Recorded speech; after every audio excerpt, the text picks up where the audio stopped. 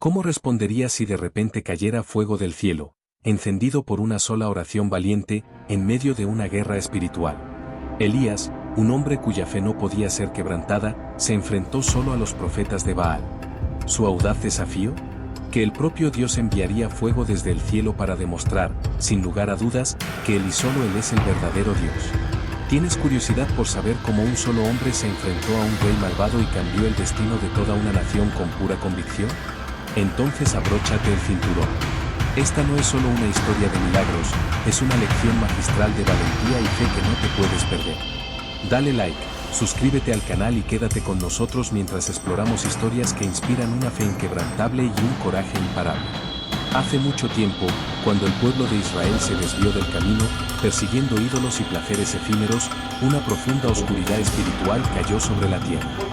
Bajo el gobierno del rey Acab, manipulado por la despiadada reina Jezabel, la adoración a Baal se propagó como un incendio fuera de control. Las voces que antes clamaban al Dios viviente fueron silenciadas bajo cánticos paganos y festivales idolátricos. Una nación que había probado el poder divino ahora parecía haber olvidado sus promesas. Fue en medio de esa oscuridad que apareció Elías, un hombre humilde con un corazón encendido por la fe. Dios lo había elegido para levantarse como un faro de verdad, una voz que se alzaría con valentía contra la injusticia y la idolatría.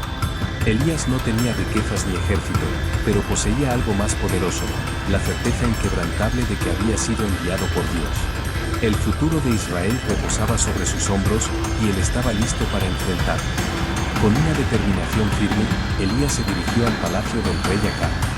Sus pasos resonaban en los pasillos, su corazón latía con fuerza mientras se preparaba para enfrentar a uno de los hombres más poderosos del mundo. Allí, frente al trono, Elías pronunció unas palabras que cambiarían la historia para siempre. Tan cierto como que vive el Señor, no caerá lluvia ni siquiera rocío sobre esta tierra, hasta que yo lo diga. Las palabras de Elías resonaron en el aire como un trueno, propagándose por el reino como una piedra arrojada a un lago en calma. Ondas de temor sacudieron cada rincón de Israel.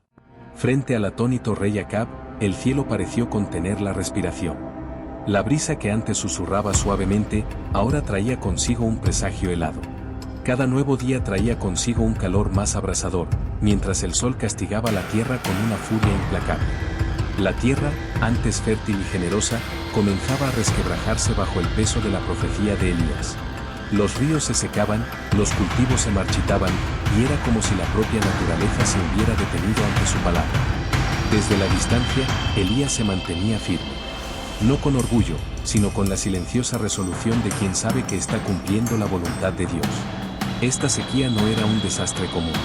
Era juicio, un clamor fuerte y claro del cielo contra la marea de idolatría que había inundado la nación. El pueblo, antes ciego por su comodidad, comenzaba a despertar al poder detrás de la voz del profeta. El polvo se levantaba bajo cada paso, y los ojos vacíos de niños sedientos narraban una historia de sufrimiento que se extendía como fuego sin control. Elías, aunque firme en espíritu, comprendía el peligro que ahora lo rodeaba. Acab y Jezabel ardían de furia, y su enojo lo convirtió en un hombre marcado. Pero Dios, siempre atento, lo guió lejos del peligro. Hacia el desierto. Hacia la soledad. Hacia un arroyo olvidado que solo conocen los fieles, el arroyo de Querit. Allí, entre susurros de agua y el canto de las aves, Elías halló refugio. Y fue en ese lugar desolado, donde la vida parecía imposible, que Dios envió su primer milagro. Cuervos, mensajeros improbables de alas negras, descendían cada día, trayéndole alimento. Estas criaturas, antes consideradas impuras, se convirtieron en instrumentos de la provisión divina, sirviendo al profeta como si fueran criados reales a las órdenes del rey del cielo. El tiempo pasaba lentamente junto al arroyo. Elías observaba cómo sus aguas disminuían, día tras día. El cauce, que una vez fluía con fuerza, ahora era apenas un hilo frágil.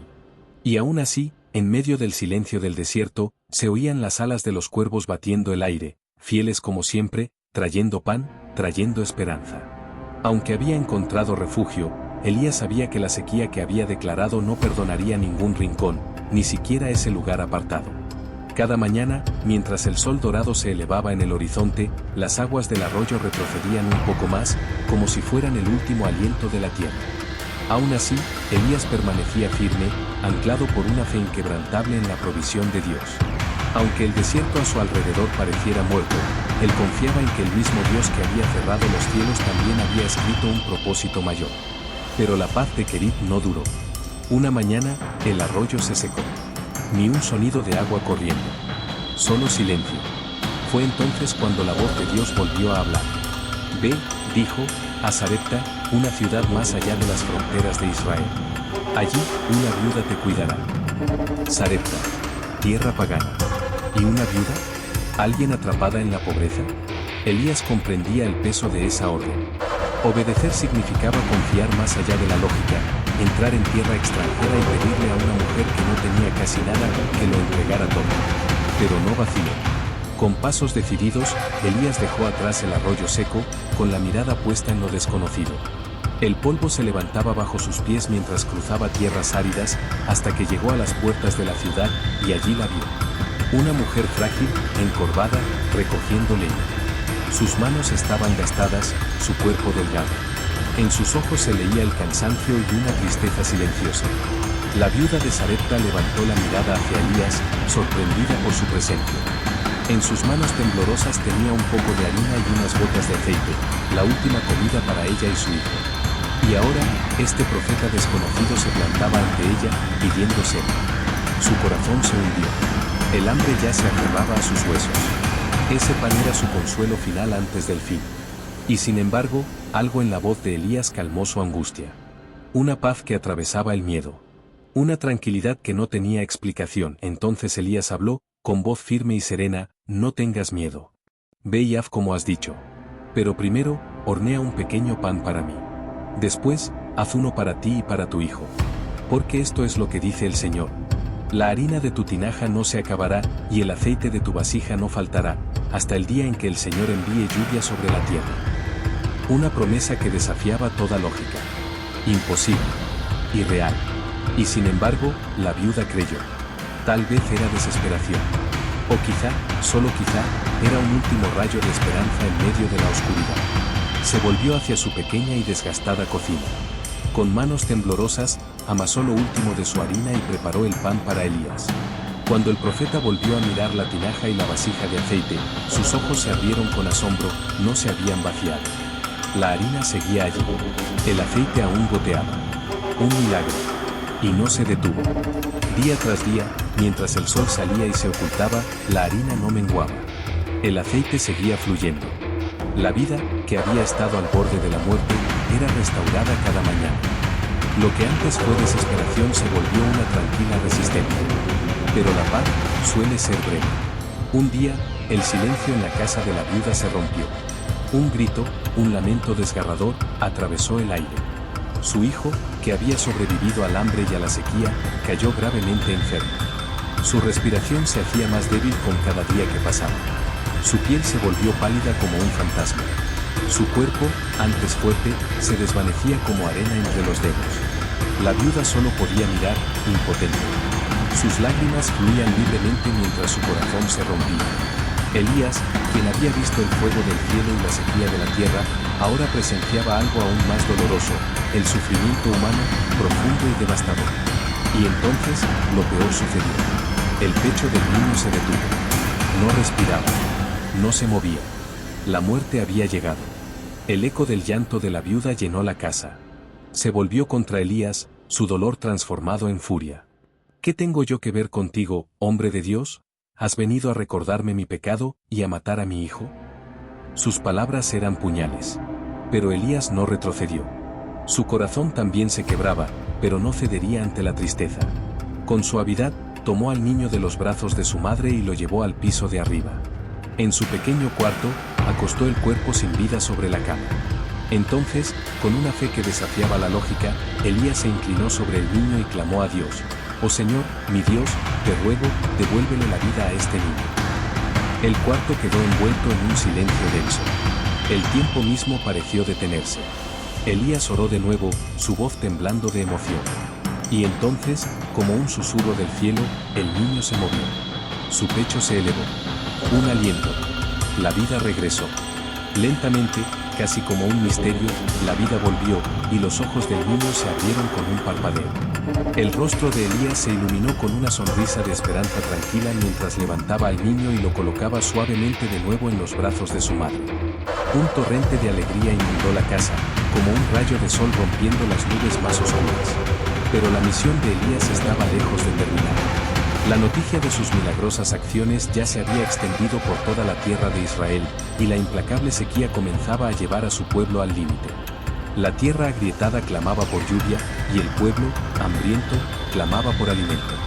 Sin embargo, el profeta sabía en lo más profundo que el momento de la confrontación se acercaba. Entonces, una orden clara vino de Dios. Había llegado el tiempo de enfrentar a los profetas de Baal, de demostrar el verdadero poder del Dios de Israel. Elías regresó al palacio, sin inmutarse ante la mirada severa del rey Acab, y lanzó el desafío. El monte Carmelo sería el campo de batalla, y todo el pueblo presenciaría la confrontación. ¿Quién, entonces, es el verdadero Dios? Impulsado por su arrogancia y su fe ciega en los 450 profetas de Baal, Acab aceptó el reto. Se fijó una fecha, y el pueblo se reunió en la cima del monte, expectante y ansioso. El aire estaba cargado de tensión cuando la voz de Elías resonó en todo el valle, firme y decidida: traed 2 bueyes. Los profetas de Baal escogerán uno. Preparad el altar y clamad a vuestro Dios. Yo haré lo mismo. El Dios que responda con fuego, ese será el Dios verdadero. Los profetas de Baal no perdieron tiempo, comenzando su ritual al amanecer. Bailaban, gritaban, clamaban a su Dios, sus voces desesperadas atravesando el aire de la mañana. Pero no había nada. Silencio, pesado y opresivo. A medida que pasaban las horas, su desesperación crecía. Elías, observándolos desde el borde, ya no pudo contenerse. Con un tono mordaz en su voz, los provocó: gritad más fuerte. Tal vez está durmiendo, o quizás está de viaje. El día continuó, y las frenéticas acciones de los profetas de Baal solo se convirtieron en caos. Luego, llegó el turno de Elías. Con una calma que contrastaba profundamente con la desesperación frenética de los profetas de Baal, dio un paso adelante. El altar ya estaba preparado, y las piedras, empapadas con agua, parecían burlarse de la misma idea del fuego. Sin embargo, Elías se movía con una confianza serena, como si supiera exactamente cómo terminaría esta batalla. El pueblo, con la curiosidad despertada y la respiración contenida en suspenso, observaba cada movimiento del profeta. El cielo colgaba en un azul perfecto, sin nubes, y la tierra reseca esperaba el resultado de lo que estaba a punto de ocurrir. Elías levantó las manos al cielo, y con una simple pero poderosa oración llena de fe inquebrantable, dijo: «Oh Señor, Dios de Abraham, Isaac e Israel, que se sepa hoy que tú eres Dios en Israel y que yo soy tu siervo». Por un momento, solo hubo silencio. Luego, atravesando la quietud, un profundo estruendo rompió el aire, un sonido como el trueno distante rodando por la tierra. De repente, los cielos se abrieron. Una columna de fuego descendió del cielo, envolviendo el sacrificio, las piedras, el agua e incluso el polvo alrededor del altar. Las llamas rugieron con tal intensidad que el calor era casi insoportable. Era una señal inconfundible del poder indiscutible de Dios. El pueblo, asombrado y abrumado por la visión, cayó de rodillas. Con voces temblorosas, clamaron: «El Señor es Dios.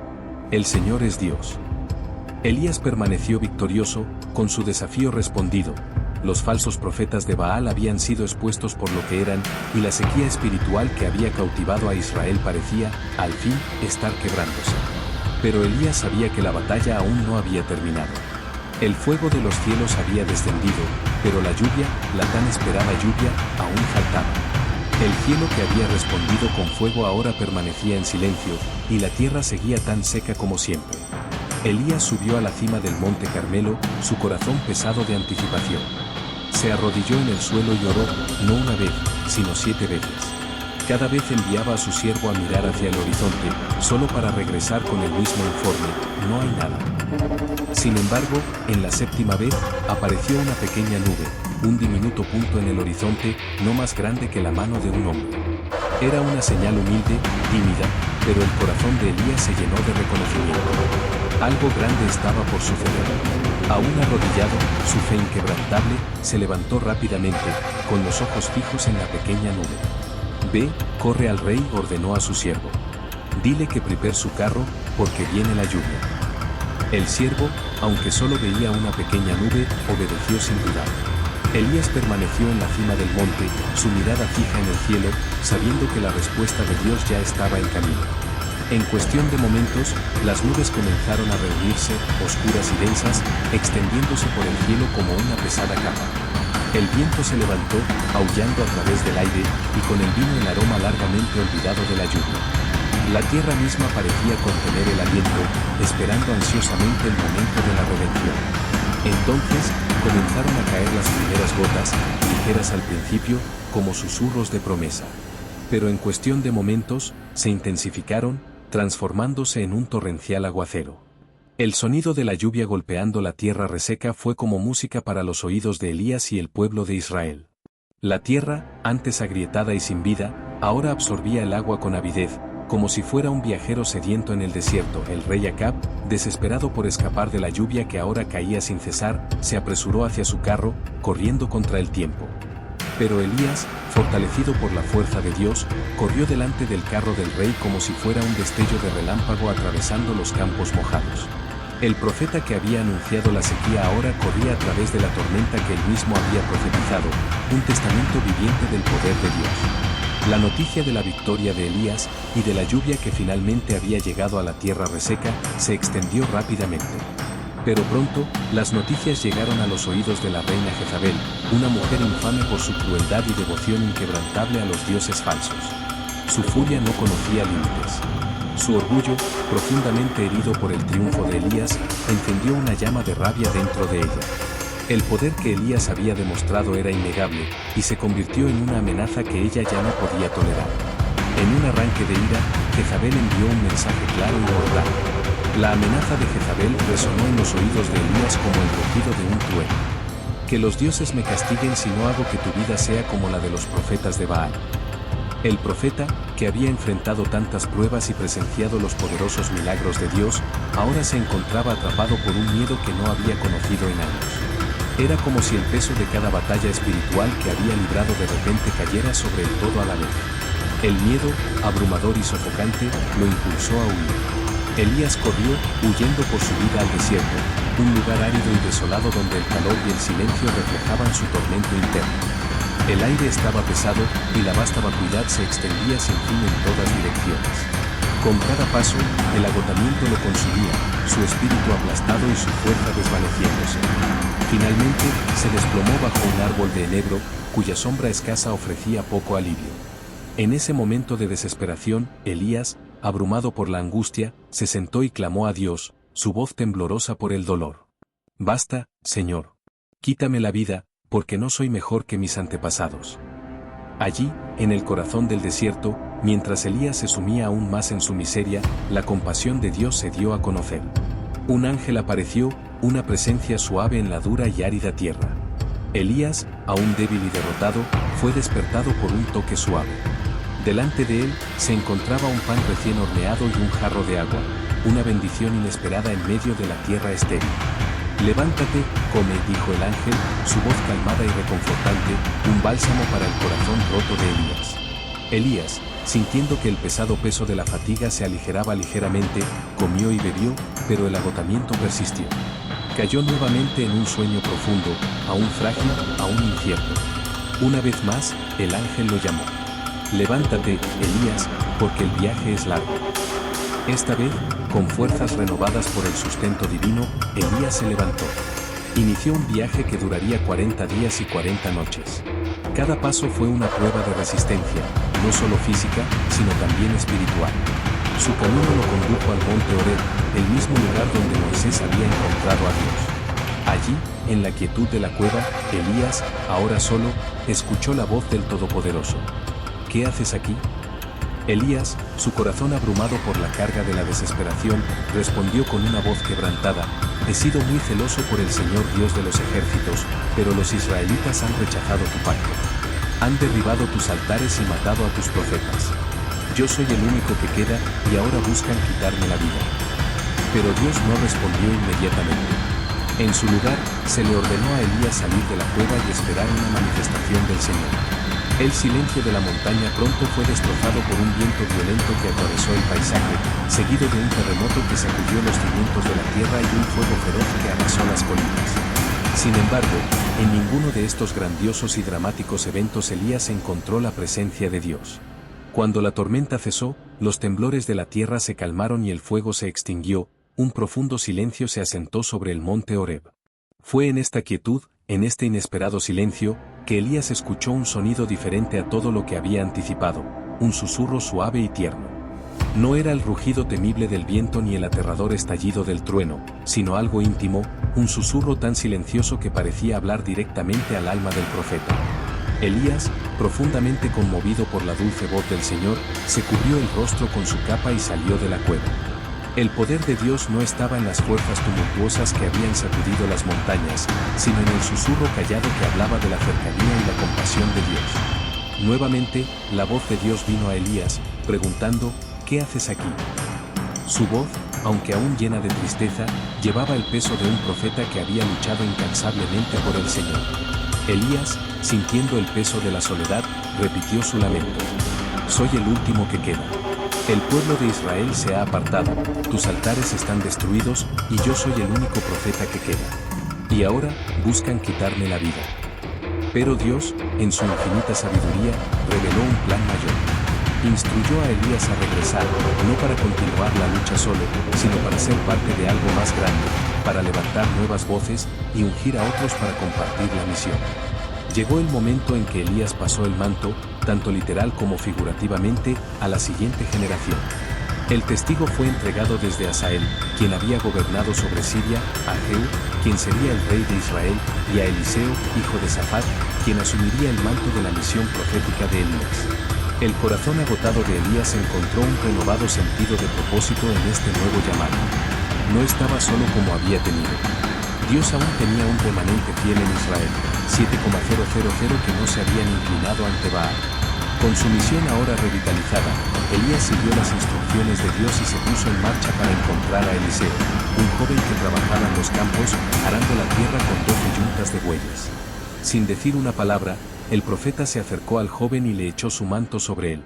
Este gesto simple pero profundo significó la transferencia del llamado y la responsabilidad. Eliseo, sin vacilar, abandonó a su familia, su tierra y su antigua vida, siguiendo al profeta y comenzando un viaje que revelaría el increíble poder de Dios de maneras que jamás habría imaginado. Mientras tanto, el destino de Acab y Jezabel, los malvados gobernantes de Israel, se acercaba rápidamente. Su caída comenzó con la trágica historia de la viña de Nabot. Nabot, un hombre justo, poseía una pequeña viña que Acab, consumido por la codicia, deseaba. Cuando Nabot se negó a vender, Jezabel, siempre manipuladora, ideó un plan maligno para acusarlo falsamente y mandarlo a matar, allanando el camino para que Acab tomara la tierra. Elías, el profeta de la justicia divina, fue una vez más enviado para confrontar al rey. El mensaje de Dios fue directo e inquebrantable. Debido a la sangre inocente que se había derramado, la casa de Acab sería destruida, y Jezabel encontraría un terrible final. La ironía no pasó desapercibida. Aquellos que habían usado su poder para el mal serían deshechos por ese mismo poder. La profecía de Elías se cumplió, y la justicia divina fue servida, demostrando que ningún mal escapa a la mirada vigilante de Dios, sin importar cuán triunfante parezca esta. Habiendo completado su misión terrenal, Elías ahora caminaba hacia el final de su viaje.